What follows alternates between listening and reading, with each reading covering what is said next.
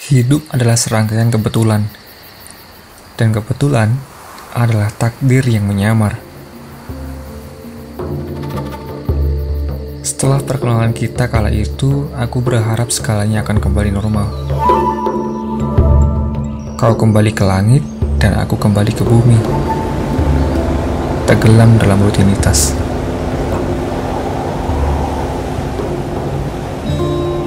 Hidupku selama ini sudah teramat tenang, dan aku pun tidak ingin secuil adegan perkenalan denganmu menjadi efek kupu-kupu yang merusak banyak rencanaku di masa depan. Percayalah, aku sudah pernah bergumul dengan asmara.